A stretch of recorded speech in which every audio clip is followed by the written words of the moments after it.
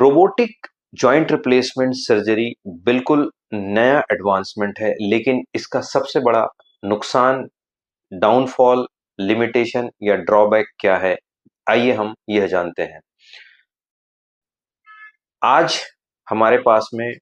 बहुत सारी कंपनियां हैं, जिसमें से डेप्यू, जॉनसन एंड जॉनसन, स्ट्राइकर, जिमर, ऐसी बहुत सी कंपनियां हैं जो कम से कम मार्केट में 8 से 10 कंपनी हैं जो अलग अलग प्रकार के डिजाइन्स बनाती है। जो हर कंपनी के पास लगभग लगभग 5 से 10 डिजाइन ऐसे हैं जो हर प्रकार के जॉइंट रिप्लेसमेंट के लिए अलग अलग होते हैं। संरचना, उनकी आयु, उनकी कार्य क्षमता और आवश्यकता के हिसाब से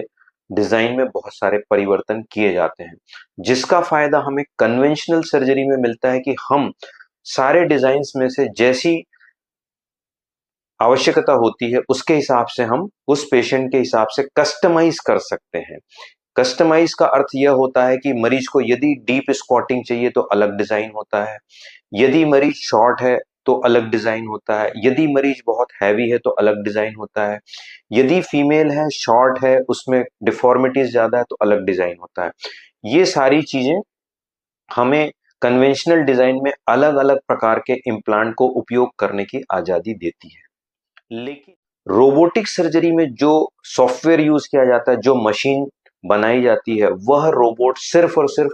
एक प्रकार की कंपनी का होता है। उसमें हम दूसरे प्रकार की किसी भी कंपनी के इम्प्लांट का उपयोग नहीं कर सकते। साथ ही उस कंपनी के एक खास विशेष प्रकार के इम्प्लांट का ही उपयोग हम कर सकते हैं, क्योंकि उसी का सॉफ्टवेयर उसमें होता है और उसी के हिसाब से वह रोबोट बनाया जाता है। तो 8 या 10 प्रकार के कंपनी के साथ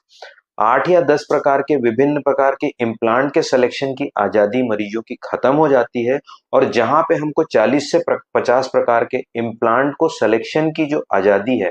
उसकी बजाय आप जिस किसी सर्जन से या जिस किसी रोबोट के डिजाइन से इस ऑपरेशन को कराना चाहते हैं, उस ऑपरेशन के सिर्फ और सिर्फ एक ही विकल्प पे आपको फोकस करना पड़ता है, और वही उसी विकल्प में ही आपको ऑपरेशन कराना मजबूरी होती है। हालांकि इसमें एक इंपॉर्टेंट चीज है कि रोबोट का काम पूरा पूरा इम्प्लांट को परफेक्टली उसकी पोजीशन में बिठाने का है। साथ ही रोबोट हमें इसकी भी सूचना देता है कि हमने सॉफ्ट टिश्यूज अर्थात मांसपेशियों और लिगामेंट को बैलेंस कैसे किया है और उसको पेशेंट की जरूरत के हिसाब से कैसे एडजस्ट किया है। लेकिन सॉफ्ट टिश्यूज को हैंडल करने की जो कार्य क्षमता है, जो स्किल है और जो अनुभव है,